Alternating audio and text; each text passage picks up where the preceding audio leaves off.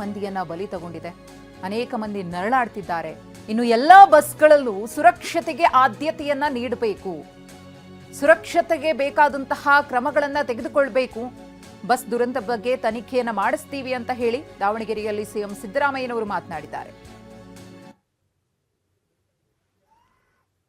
ಗೊತ್ತಿರೋ ಮಟ್ಟಿಗೆ ಇದು ಟ್ರಕ್ ಓಡಿಸ್ತಿದ್ನಲ್ಲ, ಆ ಡ್ರೈವರ್ದು ತಪ್ಪು ಅಂತ ಅಂದ್ಕೊಂಡಿದ್ದೀನಿ ಅಂತ ಪೊಲೀಸ್ನವ್ರು ಹೇಳಿರೋದು.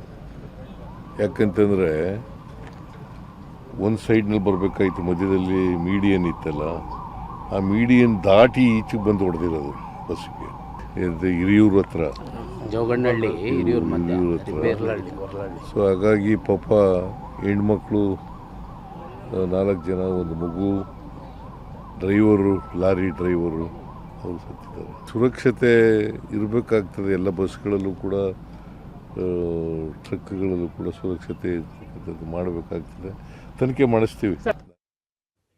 ಮಹಿಳೆಯ ಮಾಂಗಲ್ಯ ಸರವನ್ನ ಕಿತ್ತು ಕಳ್ಳ ಎಸ್ಕೇಪ್ ಆಗಿದ್ದಾನೆ. ಗೇಟ್ ಹಾರಿ ಕಾಂಪೌಂಡ್ ಅನ್ನ ಜಿಗಿದು ಸರಗಳ ಎಸ್ಕೇಪ್ ಆಗಿರುವುದು. ಆತ ಎಸ್ಕೇಪ್ ಆಗ್ತಿರುವಂತಹ ದೃಶ್ಯ ಸಿಸಿಟಿವಿ ಕ್ಯಾಮೆರಾದಲ್ಲಿ ಸೆರೆಯಾಗಿದೆ, ಗಮನಿಸ್ತಾ ಇದ್ದೀರಿ. ಮಂಗಳೂರಿನ ಕೊಪ್ಪಲಕಾಡು ಕ್ರಾಸ್ ಎಂಬಲ್ಲಿ ಆಗಿರುವಂತಹ ಘಟನೆ ಇದು. ರತ್ನಾವತಿ ಎಂಬ ಮಹಿಳೆಯ ಸರವನ್ನ ಕದ್ದು ಖದೀಮ ಗೇಟ್ ಹಾರಿ ಅಲ್ಲಿಂದ ಕಾಲ್ಕಿತ್ತಿದ್ದಾನೆ. ಸುಮಾರು 3 ಲಕ್ಷ ಮೌಲ್ಯದ ಮಾಂಗಲ್ಯ ಸರವನ್ನ ಈತ ಕದ್ದಿರುವುದು. ಅಂಗಡಿಯಿಂದ ಮನೆಗೆ ಹೋಗ್ತಾ ಇದ್ದಾಗ ಸರ ಕದ್ದು ಎಸ್ಕೇಪ್ ಆಗಿರುವುದು ಖದೀಮ. ಜನ ಬೆನ್ನಟ್ಟಿದಾಗ ಬಟ್ಟೆ ಬದಲಿಸಿ ಓಡಿ ಹೋದ ಖದೀಮ. ಆತ ಓಡಿ ಹೋಗ್ತಾ ಇರುವಂತಹ ದೃಶ್ಯ ಸಿಸಿಟಿವಿ ಕ್ಯಾಮೆರಾದಲ್ಲಿ ಸೆರೆಯಾಗಿದೆ. ಮಂಗಳೂರಿನ ಕೊಪ್ಪಲಕಾಡು ಕ್ರಾಸ್ ಎಂಬಲ್ಲಿ ಆಗಿರುವಂತಹ ಘಟನೆ ಇದು. ಆ ಕಳ್ಳ ಎಸ್ಕೇಪ್ ಆಗ್ತಾ ಇರುವಂತಹ ದೃಶ್ಯವನ್ನು ಗಮನಿಸ್ತಾ ಇದ್ದೀರಿ. ಗೇಟನ್ನು ಹಾರಿ ಯಾವ ರೀತಿ ಎಸ್ಕೇಪ್ ಆದ ಅಂತ ಹೇಳಿ ಅಲ್ಲೊಂದು ನಾಯಿ ಇತ್ತು. ಆ ನಾಯಿ ಕೂಡ ಆತನನ್ನು ಹಿಂಬಾಲಿಸುತ್ತೆ.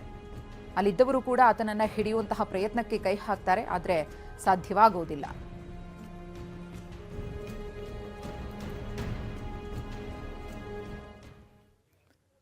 ವೃದ್ಧೆಯ ಸರವನ್ನ ಎಗರಿಸಿದ್ದಾರೆ ಖತರ್ನಾಕ್ ಕಳ್ಳಿಯರು. ಉಡುಪಿಯಲ್ಲಿ ಆಗಿರುವಂತಹ ಘಟನೆ ಇದು.